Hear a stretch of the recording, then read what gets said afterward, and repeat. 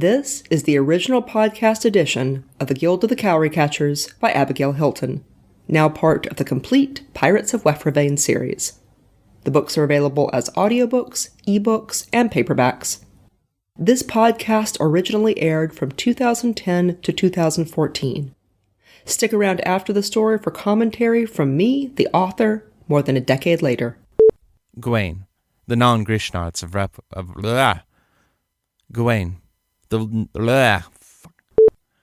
If I'm understanding the music right, it's got a really pretty tune. Shoon? It's got a pretty shoon, Gawain. Aye. I get to read for Happy. Okay. I really want to hear the rest of the story, but this griffin is making the lemurs nervous with the way he's pacing and picking at things. If his master would just go talk to him. I think you said lemurs instead of lemurs. Oh. Lemurs, you know, limericks. I let your prisoners out and armed them while you were busy with the spiders.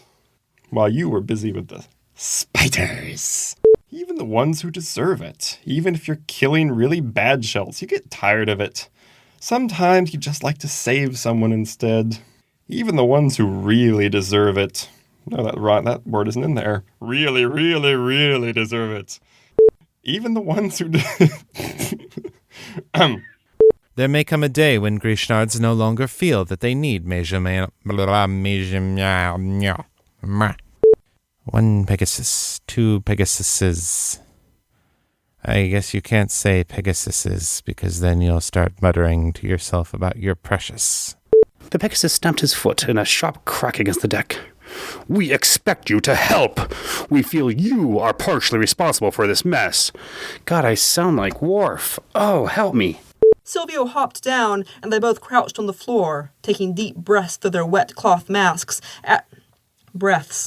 Silvio hopped down, and they both crouched on the floor, taking deep breaths through their wet cloth masks, already drying in the hot air. Taking deep breaths.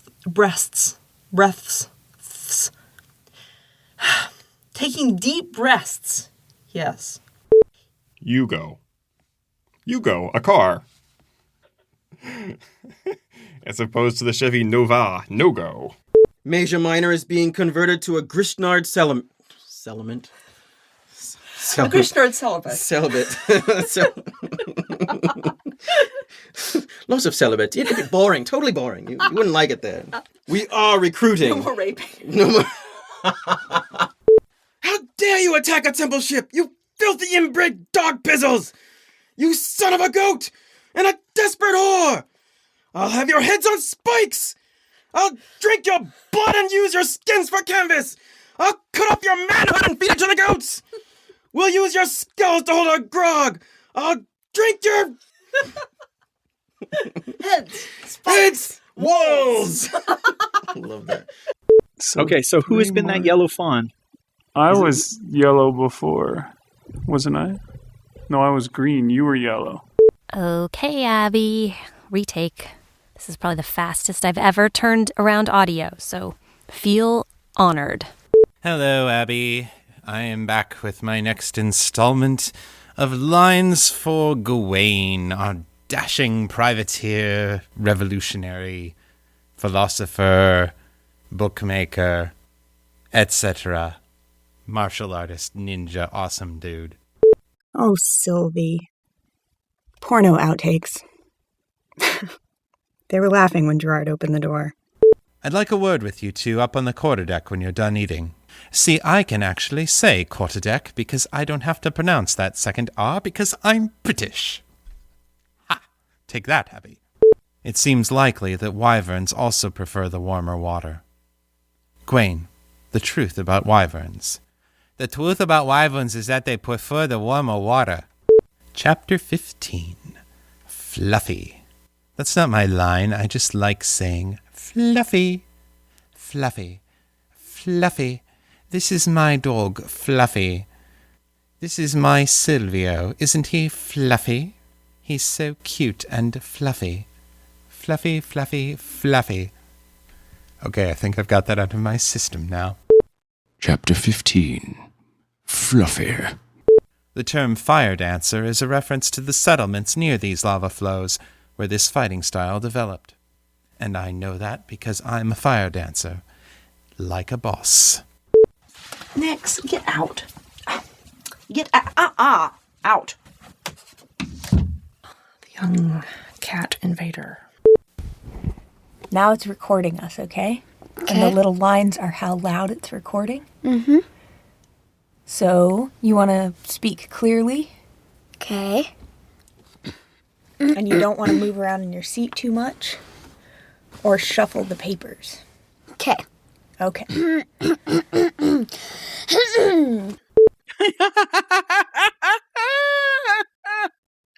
Major minor. Major. How do we say it? It's like Asia, right? You mean you have a conscience?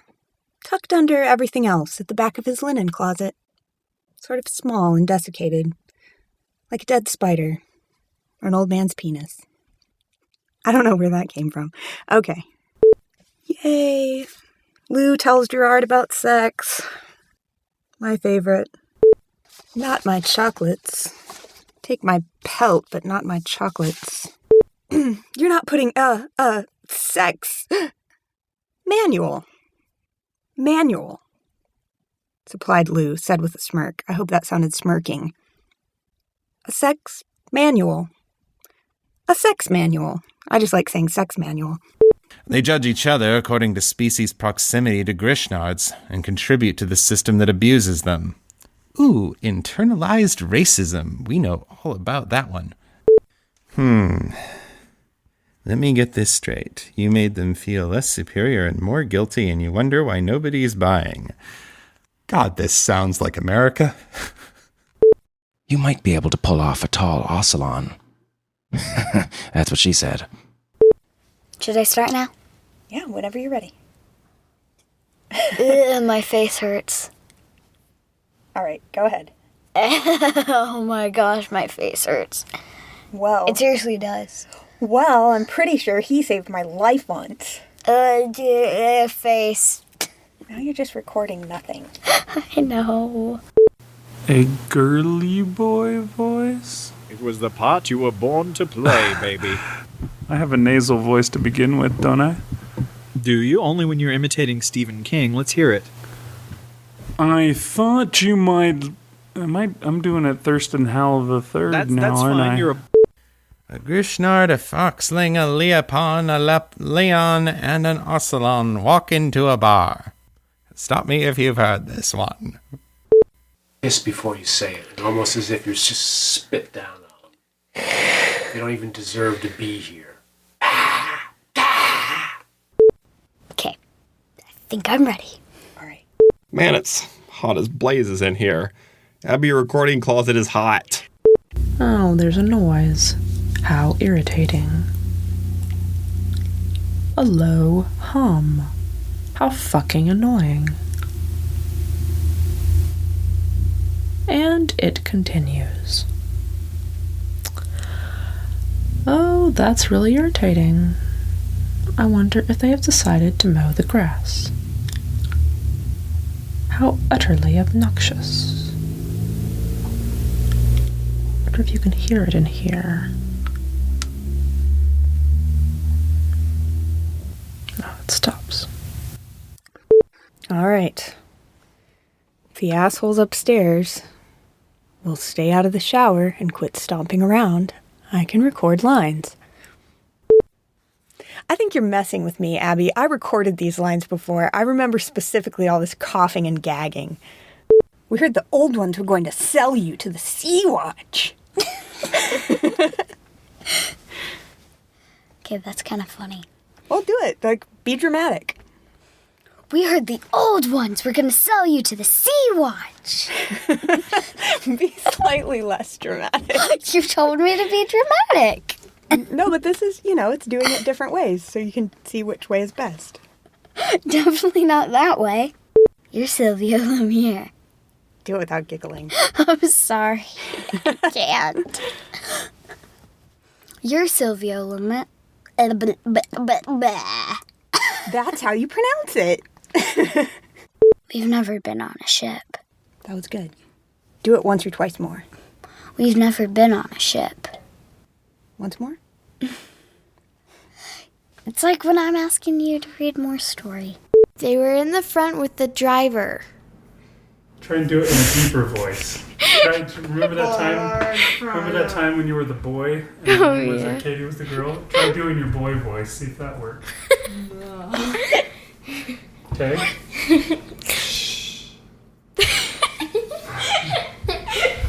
Funny. You can do it. Hey, Kate. Don't climb under the microphone again, okay? Okay, so you say the first one. Say, from the old ones. From the old ones. Okay, the microphone's over here, first of all. Stand in front of it and say it with a, can you say it with a gravelly voice like Derek did, where you say, from the old ones? That was my regular voice. Okay, go. From the old ones. Okay, maybe not that. Okay, just do your regular voice, okay? Say, from the old ones. From the old ones. No, just Yeah, the whole say the sentence. whole thing. We did go to the docks, but we couldn't find any griffins. All right, that's the last one. All right. Now, don't go. I need you guys to do something way harder. What? I'm going to need you guys to sing again. Yeah, I know what pepper spray feels like. Someday I'll tell you about the time my kid pepper sprayed me. He was 3. But it's just an ocelot. It's just a wallaby. Don't enter the Grishnod! The priestess would be furious! You sound like you're reading. I sound like I'm reading. Don't enter the... Ugh. I'm going for him. Don't enter the Grishnod! The priestess would be... And I'm reading. Okay. Can you say line? Pretend there's a cat on the counter. Don't enter the Grishnod. Oh, Priestess will I'm be talking furious. I'm talking to idiots. Yes, you're talking. Okay. Yes, you're talking to idiots or small children. Yes. Okay. I did record these lines before. I specifically remember the trying to yelp and you giving me crap about it. All right. Yelping and cries of pain, my favorite. Oh boy, another one of these paragraphs from hell. Okay. You're asking a lot. Not that I don't do the same to my actors, but you know, I'm on this side right now, so I get to complain. Carl, stop it. You have me. He'll see me. Oh, Jesus Christ.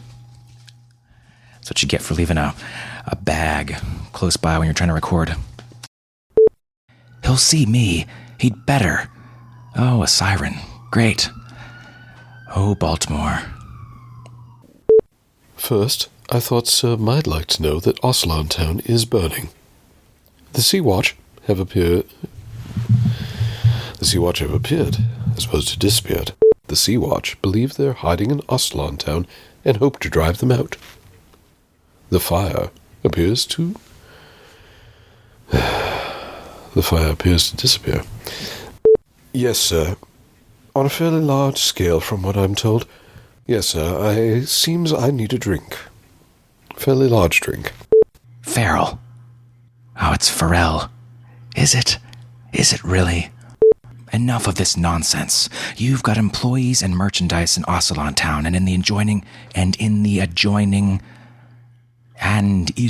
adjoining warehouse district. That situation wouldn't have happened if I'd given Elia... Elia? Is it the black Elia? That situation wouldn't have happened if I'd given Elia what he wanted yesterday. Homeboy.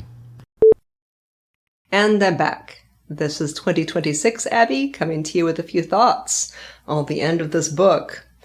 I hope you enjoyed the outtakes. I hope you enjoyed everyone's kids. Alice, who voiced Mouse, is now graduating from college just about. And has read a lot of my other books at this point. I don't know what Big's kids are doing. I should ask him. Anyway, a few thoughts on what I was doing at the time.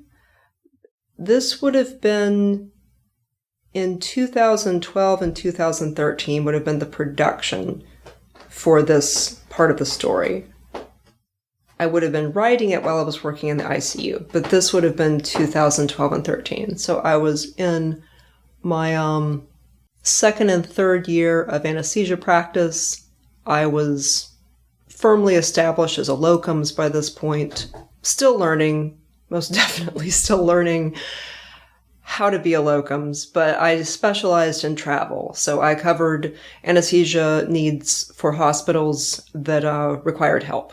And I actually graduated into a pretty poor market for anesthesia. There's always good jobs. No, I shouldn't say that. There are always jobs. That's the correct words. There are always jobs in anesthesia. But at the time I graduated, the rates were relatively low and stagnant, and the locums jobs were always one of two things, and it was important to figure out which. It was either a terrible job that no one wanted to do, or not enough people wanted to do, and that's why they couldn't hire. Or it was in the middle of nowhere, or in some location that had serious downsides in terms of living there. And maybe the job was fine, but the location is why they can't hire. That remained true until COVID, and COVID upset the market so badly, and so many people retired from my profession because I am an airway expert, and I worked through a respiratory pandemic. So that was a very rough time. Those of us who were still standing afterwards, the rates doubled, the market went crazy, completely different world now. But at that time, being a locums, being a traveler was very much a tiny subset, like a specialty of a specialty. And the kind of jobs I did were never the best jobs, but they were jobs that paid relatively well, and I could take half the year off and work on my books, which is why I ended up gravitating towards working that way. Let's see, so 2013 and 14, I went back and looked at my records. That year, 2013, when I would have been doing a lot of the production for this book, I wrote Skydance, Chemistry, and The Secret, which are 3 novellas that are about Thessalon, Lou, and Gwaine, respectively. And those stories will be at the end of the next chunk of book. So when we get to the end of what is now book 2, those stories are in the back of that book. They are significant. Particularly Skydance has some content that you really kind of need to know for the end of the entire saga. But anyway, I wrote those then. I did not know what I was going to do with them. I thought they were just a little bit of extra for people who had enjoyed the Cowry Catchers saga. I was not, at that point, planning to continue the series. I thought I was done with the series, but I had more ideas for the world. I still wanted to write in Panamindorah. I just was not thinking I was going to write anything else about Gerard Silvio. So if you hear a galloping noise, that is my cat Newt doing laps. So I had written these short stories. I had started the Patreon by that point. I was quite early into Patreon. I ran these... No, I take that back. I don't think Patreon existed in 2013. That is a lie. I was on Patreon by 2015-16, but this was still pre-Patreon. But I did still have a podcast, and I ran these stories there, also packaged them up and sold them separately. Amazon Kindle was just very much coming into its own, so that was still, kind of, ebooks were kind of state of the art. You couldn't sell audiobooks easily. But anyway, I wrote those 3 stories in 2013, and then I was working all throughout 2012 and 2013. I was working on the rewrite of Hunter's Unlucky. And if you have not checked out any of my other work, I would strongly recommend that series. Oh, that's Newt speaking to us. Hunter's Unlucky is the book that I feel is most likely to outlive me, if that means anything to you. It is an all-ages adventure. It is a doorstop of an epic fantasy. It is xenofiction. It's got animal characters. I don't want to say that it's a children's book because it has some very adult themes going on under the surface, but there is no overt sex in it. It was intended to stand alone, and it does. But after the pandemic, I had a whole bunch of ideas for stories I wanted to tell about those characters, and I went back and added a bunch of books, including the ones that I'm working on now. Those later books do have some adult content, because I wanted to tell stories that involved the adult characters and their adult lives. But anyway, Hunters Unlucky is a book that is close to my heart. It was my very first novel when I was a teenager, and the characters would not leave me alone, even though it was very much a trunk novel. So in 2012 and 2013, I rewrote it from scratch. I did not try to fiddle with the original text. I would read a chapter and then I would rewrite it in a blank document with major tweaks and changes. And I took notes as to what I was changing and why I was changing it. And the result is a pretty unique book. I don't know how to recreate that sort of depth of mythology because it has been with me my entire life. And then I added depth and complexity because I came back to it as an adult and was like, this element stays. This element is just too juvenile. I need to tweak this. I can make this part much more exciting. This part drags. I can fix that. So anyway, I was doing that in 2012 and 2013 when I would have been editing the audio for the book that you just listened to. So I finished the rewrite of Hunters Unlucky in May of 2013. And then apparently I started on the Scarlet Albatross in August of that year. The Scarlet Albatross is the third book in what is now the Pirates of Weathervane saga. I did originally intend it as a new series set in this world that would have overlap with the Guild of the Cowry Catchers, but would not be part of the same series. I ended up incorporating the surviving Cowry Catchers characters and combining the two series in later books. So now it is all part of the same thing. During 2000... What body? What Newton? What body? Why are you such a pest when I'm trying to record? During 2012, I also worked in Arizona for the first time. I worked in Tucson. That experience definitely colored some of my rewrite of Hunters Unlucky. I was really enamored as a kid with the descriptions of the Southwest. And I remember reading animal stories about the Grand Canyon and about animals living in that part of the country. I'm sorry, Newt keeps interrupting.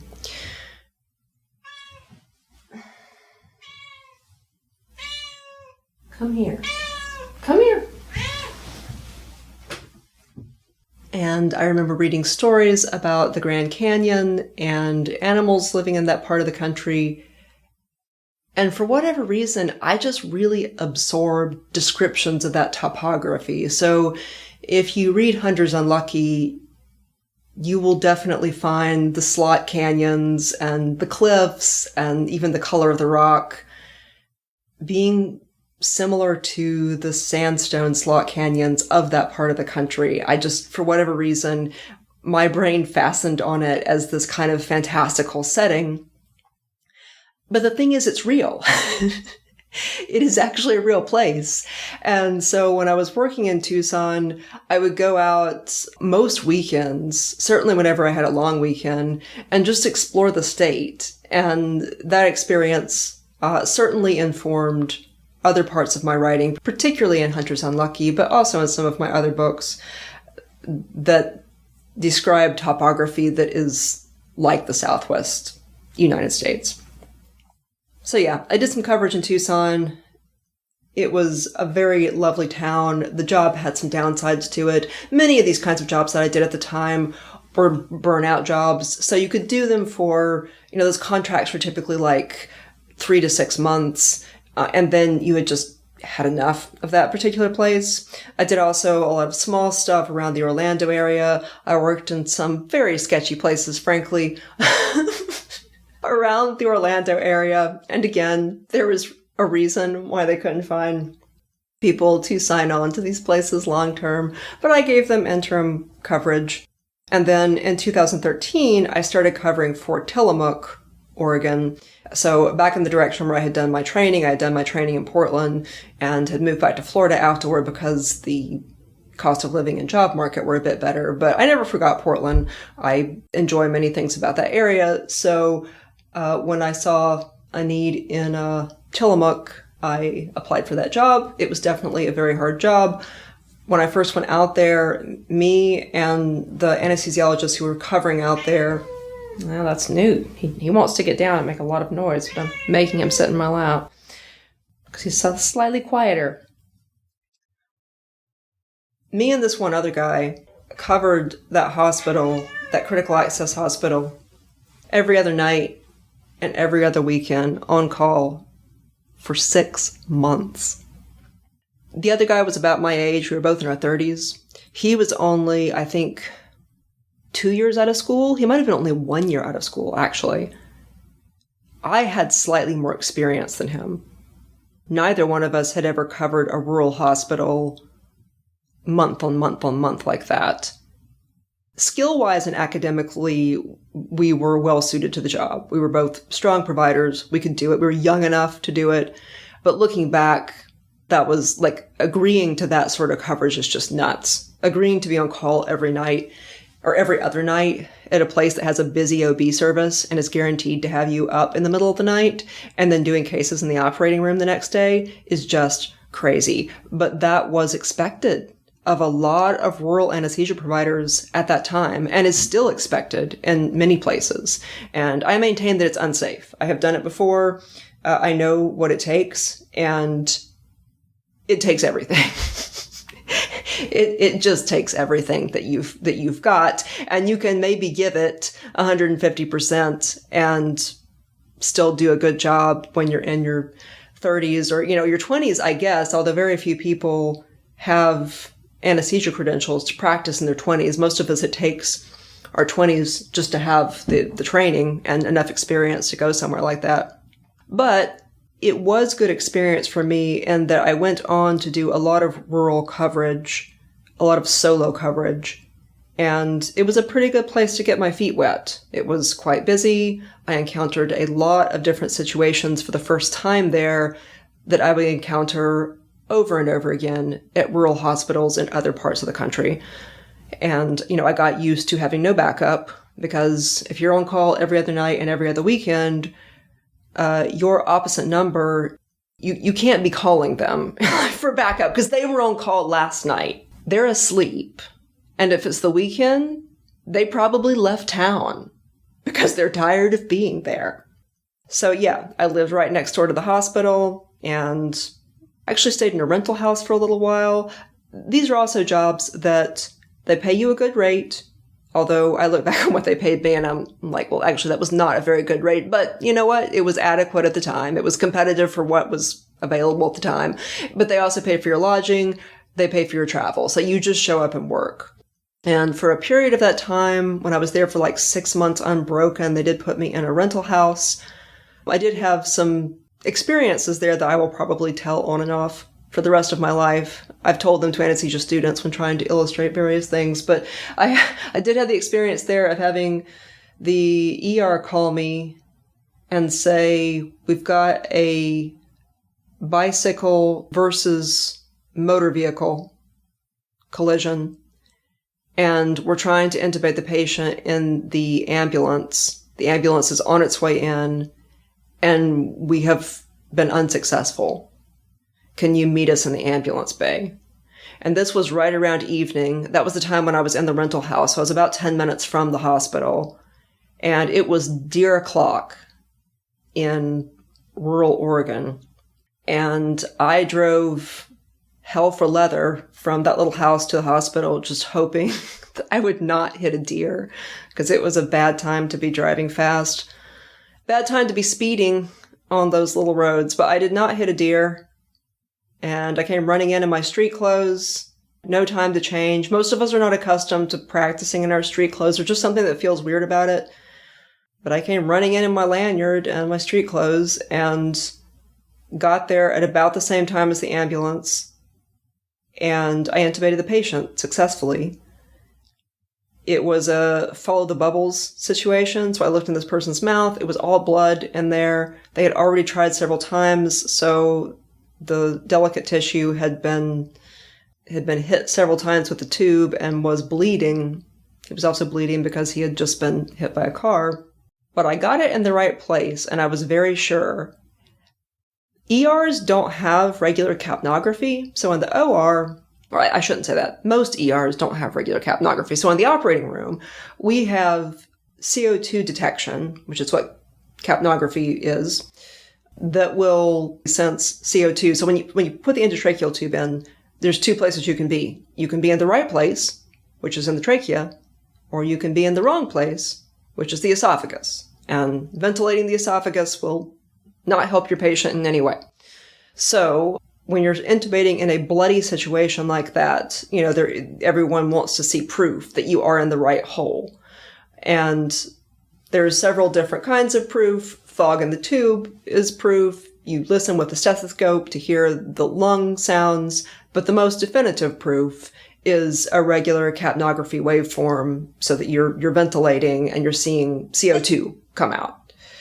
So in the ER, rather than ordinary capnographic equipment, what they've often got are just these crude little devices that they hook up to the ET tube that are supposed to change color if the patient is breathing out CO2. So it's a quick and dirty check to make sure you're in the right hole, and they put it in line, and it's supposed to change to, I think, purple. I can't remember for sure. Anyway, sometimes these little things go bad. And I had intubated this guy, and I think it was a respiratory therapist, hooked up the little capnographic piece of paper. It's just like it's a piece of paper inside a piece of plastic. They hooked it up, and it did not change color. And he said, "You're in the wrong hole. We need to pull out the tube and reintubate the patient." And this was already a tough intubation because it was all bloody in the patient's mouth. And the likelihood that we would have gotten the tube in the right place on a second try was much worse. Your chances are always poorer if you have to try multiple times. And I was 100% sure that I was in the right hole. And so I turned around to the ER doc and said, "No, you're wrong. There's something wrong with your device. Get a different one." And I'm still proud of myself for saying that because I was new in practice. I was 3 years out of school. It's easy to start doubting yourself when you've got an older physician glaring down his nose at you, telling you you're wrong. And always men. These rural sites are mostly men. There's a lot fewer female providers, except in GYN. That's where you see more female providers. But a lot of times the other people you're working with are all men. A lot of times they're older than me. So anyway, I was confident, and they went and they got another one of those little capnographic testers out of their drawer and hooked it in line, and lo and behold, it changed color. So that was an experience that built my confidence, and it was confidence that I would later need in other rural, remote, critical access sites all over the country. We got that guy on a helicopter, and as far as I know, he survived his encounter with a motor vehicle while riding a bike. You don't get to hear the rest of these stories. You only hear part. You live part of the story of somebody's worst day. I step in to people's worst day of their entire lives sometimes, and for me it's Tuesday, but for them it is the worst day of their life. So that was just one of many interesting things that happened to me while I was covering for Tillamook. And it was an exhausting job. It was a situation where what they were asking was completely unreasonable. To have people be on call all night and then be in the operating room part of the next day, it is an unreasonable ask. But at that point in my career, I didn't really know that. And the doc that was working opposite me, which this was not a supervised practice, we were both fully independent providers working at the top of our license. The doc opposite of me, he was even more inexperienced than me. So he also didn't know to say, we just can't have people coming in and working after they've been on call all night. That's not a reasonable ask. So, but we did it. And then I eventually helped them hire someone. They interviewed somebody for the job, and they did such a bad job interviewing this gal that she was going to leave. And I was like, no. this is a better job than you think. Let me take you out to dinner. So I took her out to dinner, talked to her about the job, about what it actually entailed and what she could reasonably ask to be doing this job. And she ended up going back to HR, negotiating a little bit more and getting hired. So I actually helped them hire my replacement. And then I kept on covering vacations for the doc that was an employee. He was there long term. And then the gal that I helped them hire, I ended up covering their vacations for quite a few years. That was my most regular assignment for quite a while. And as a locums, you tend to collect those kinds of places over time. So credentialing at a new facility is extremely labor intensive. It's always a huge pain. They do intensive background searches, and you have to produce a lot of documentation about who you are and what you've been doing and your clinical history. It's always a bit of a pain. So most of us locums, we like to credential as infrequently as possible, which I credential several times a year for many, many years. I would say that I'm as good at it as anybody gets, and it's still a huge headache. So anyway, if there's a place that you like, that you're willing to go back to, and maybe you don't want to work a full-time schedule there, but you're totally willing to cover vacations or occasional gaps or 2 weeks on, 2 weeks off or whatever, most of us will keep those kind of places on tap for as long as they want to use us. And I would say throughout my career, it has been extremely rare that a facility said they didn't want to work with me anymore. And in fact, I'm not sure that has ever actually happened. There have been some that just got staffed up and they're like, we would love to keep you on PRN at a much lower rate, for half as much money. We would love to keep you on. And I've been like, no, it's been nice. I'll see you next time you need an actual locums. But usually it is the provider, the actual anesthesia provider, who is saying, I've had enough. I don't want to cover for this place anymore. This job has got some pain points, and those pain points have now risen to the degree that I just no longer want to deal with them. I'm going to go to a new place that will have different pain points, and it will have just as many pain points, but they will be different pain points. And I will be able to tolerate this for 4, 6, 12 months before I have had quite enough of that place as well. Or the amount that I will want to cover will no longer align with the amount that they need coverage for. There's various reasons why you part ways with a facility, but it is almost always me saying, I've had enough, versus the facility saying, we don't want you here anymore. And my first job was so bad, and that place felt so much like they had the upper hand, that they could just treat us all really, really poorly.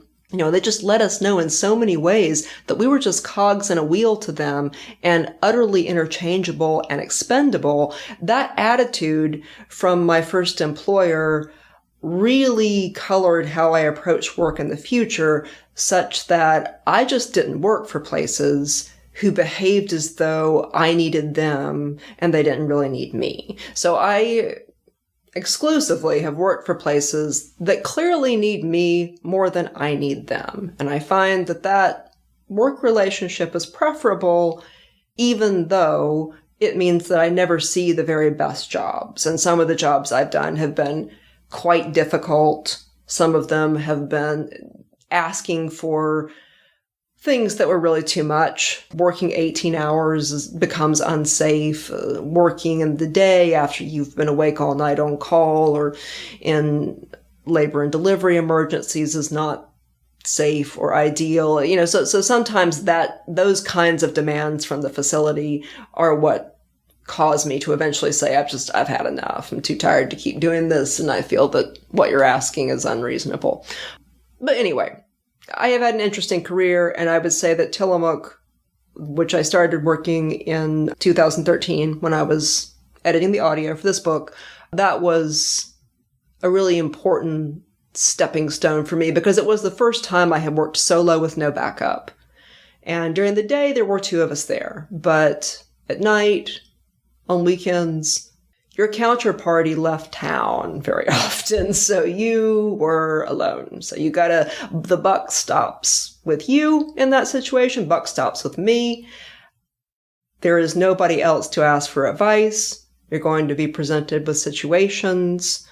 You have someone who has gone, they have come on vacation to the coast, and they have gotten really drunk, and they have wandered out of their tent or lodging onto the rocky beach, and they have fallen and dislocated their arm. And they come into the ER super drunk, very much with a full belly, and the ER physician wants you to come sedate them for a close reduction. And so then you've got to decide whether you're going to intubate them, whether the risk of aspiration is worse with sedation versus intubation. And if you don't intubate them, what are you going to give them so that you don't disrupt their airway reflexes, so they don't potentially vomit and aspirate during their very light sedation? So these are situations that the textbook does not prepare you for, and you are going to have an ER physician staring at you, demanding that you produce certain conditions for him or her, and you're going to have to figure out like what you can do safely and what is reasonable and what is not. And these are not situations that the textbook really prepares you for. You're going to be presented with a screaming child who has fallen off a grocery cart and needs to go in the CT machine. And no one has been able to get an IV or even get, near the kid because they're in a state. Like, what are you going to do? There's lots of different things you could do, including ketamine dart. But these are just situations that never arise in a large teaching hospital, such as where many of us start. They do arise when you are in the wilderness trying to provide anesthesia care with limited resources.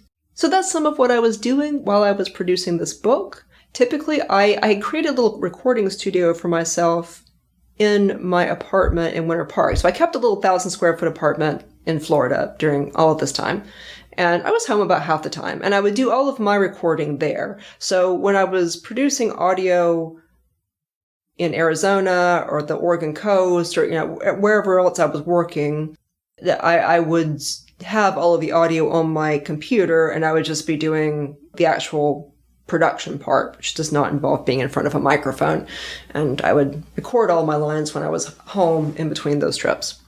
So anyway, that was what I was doing when I was producing this audio.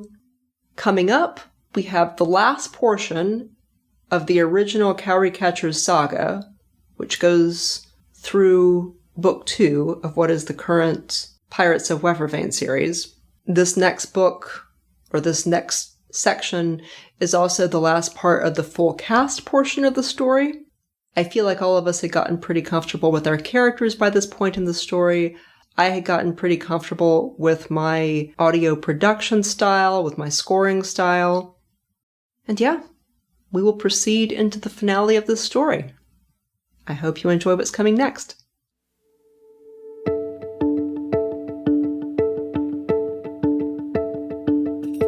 This is Abigail Hilton, and you have been listening to the Pirates of Wefervain saga. Join me on Patreon for early episodes, long-form interviews, forum access, personal updates, and lots of artwork, including maps and species charts. That's patreon.com/Abigail Hilton. If you want the whole story now with no interruptions and some remastering of the early books for sound quality, you can find the entire series at shop.abigailhilton.com, along with all my other novels. The audiobooks are delivered by BookFunnel. Background music was Hidden Sky by Jamie Sieber, licensed from Magnatune.net circa 2014. The Guild of the Cowry Catchers podcast is an audio adaptation of the Pirates of Wefervain saga, written and produced by Abigail Hilton. Original production copyright 2010. All rights are reserved to the author.